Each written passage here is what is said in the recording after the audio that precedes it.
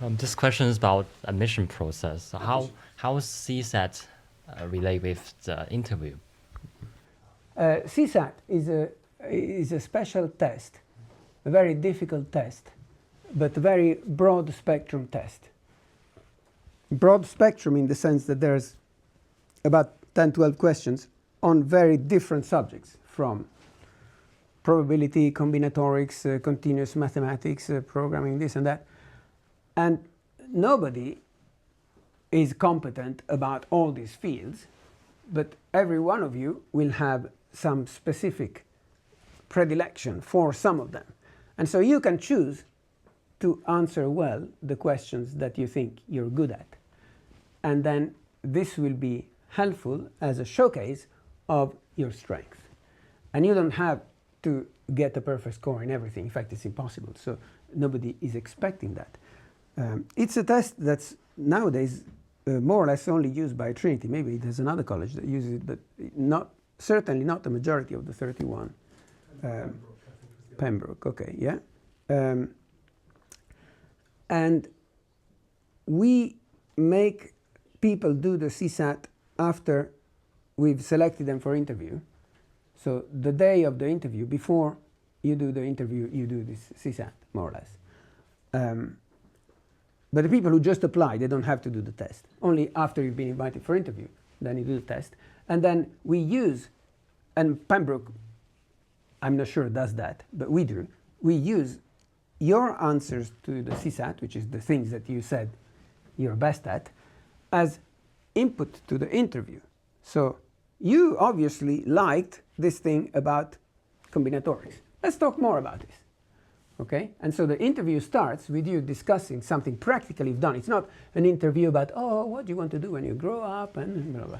It's not about fluffy personal statement aspirations kind of thing. It's about hardcore, let's see some work. You've done some work this morning. Let's talk about it. What if this thing, instead of a 6, were a 17? How would that change? And then we see how the gears spin in your head when you think about stuff.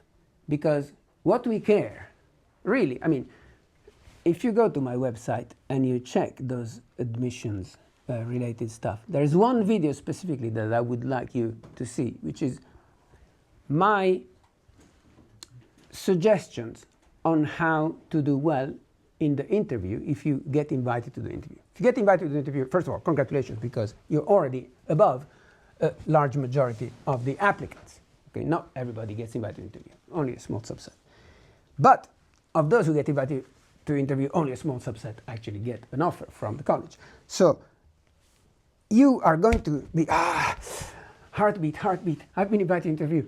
I should not screw this up. What should I do? What's going to happen? How should I prepare for that? There's nowhere on the internet that actually tells me how I should prepare for that. Well, the way you should prepare for that is to, first of all, calm down. You've already done very well.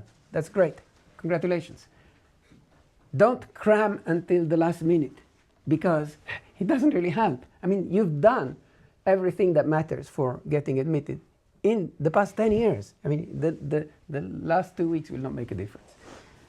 So keep fit, keep going outside, keep sleeping a regular pattern, and so on and so on. And then on the day of the interview, realize that I don't care to get the correct answers from you. I mean, who cares about the correct answer? What I care is, are you someone who, if I admitted you to Trinity, would do well in this environment for the next 3 years? So would you be someone who is able to learn new things, who is able to think in a versatile way? So what I'm setting you problems where, if you can do them, I'm not interested. I'm setting you a harder problem if you can do it, so that we get to the point where you can't do it. And then I want to see, how does this guy deal with it when he cannot do it? Do you freeze? Or do you say, well, this doesn't make a lot of sense, but maybe I'll try this, maybe I'll try that. So I want to see how your thought processes work. And if I give you a hint, is there a light bulb going on? Or I will give you a hint and you stare me blankly because it's not what you had already thought. So that's the thing that makes the difference between the ones I then make an offer to and the ones I don't.